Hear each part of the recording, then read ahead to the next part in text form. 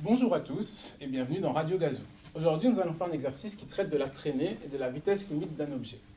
Donc, quand on regarde par rapport à l'énoncé, on nous dit qu'un objet tombe, un objet de 20 kg va tomber et qui va atteindre une vitesse limite de 30 mètres par seconde.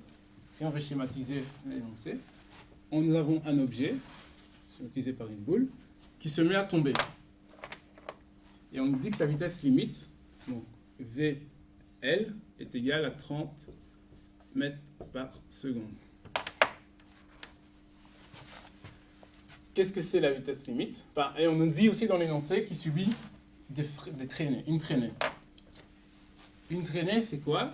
La traînée, ce sont simplement l'accumulation des forces de frottement qui viennent s'opposer à la chute de l'objet, que je vais appeler F. Ici. Ces forces de traînée, ils viennent s'opposer à votre poids, qui lui vous fait tomber. Ça, je vais appeler hop, P. C'est un vecteur. Celui-là, c'est aussi un vecteur. Okay. Ces forces de traînée, donc je l'ai écrit ici, la traînée, les forces de traînée, c'est l'équivalent de dire les forces de frottement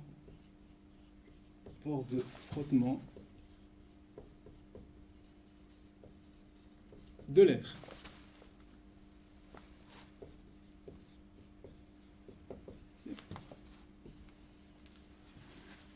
Et dans l'énoncé, on vous dit que ces forces de frottement, donc que F, est proportionnelle au carré de la vitesse.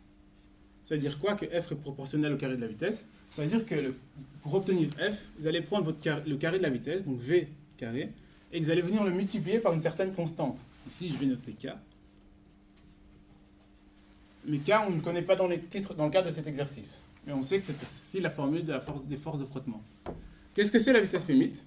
Lorsqu'un objet tombe, à cause de son poids, il va tomber, sa vitesse de chute va augmenter, jusqu'à ce que les forces de traînée viennent s'opposer et soient égales à son poids. À ce moment-là, l'accélération, la vitesse de traînée, l'accélération est nulle. Et la vitesse de limite, ça sera la vitesse que va garder votre objet jusqu'à la fin de sa chute. Dans l'énoncé, qu'est-ce qu'on nous demande? On nous demande quelles sont les forces de traînée quand votre vitesse n'est qu'à la moitié de la vitesse limite. Donc on demande F pour V qui est égal à V de L demi. Okay. Comment résoudre ça? Comme je vous l'ai dit, les forces de traînée sont proportionnelles au carré de la vitesse. On a déjà la formule, on peut déjà trouver nos forces de traînée. F est égal à K fois VL demi au carré. Étant donné qu'on dit que nous sommes dans la situation où nous sommes à la moitié de la vitesse limite. Ceci, ça nous donne K fois VL au carré sur 4. Là, on vient de trouver la valeur de nos forces de traînée. Cependant, on ne connaît pas K. K n'est pas donné dans l'énoncé. Donc, on doit trouver une astuce pour pouvoir supprimer ce K, ou en tout cas retomber sur que des valeurs qu'on connaît. Qu'est-ce qu'on nous dit également dans l'énoncé? C'est qu'on connaît la valeur de cette force de cette vitesse limite.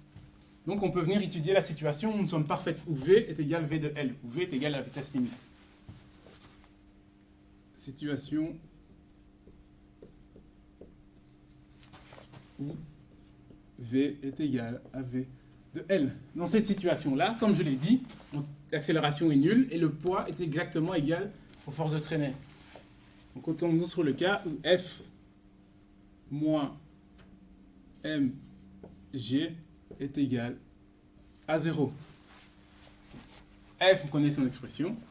K, V de L au carré moins mg est égal à 0. Dans cette nouvelle expression, il suffit juste d'isoler notre K.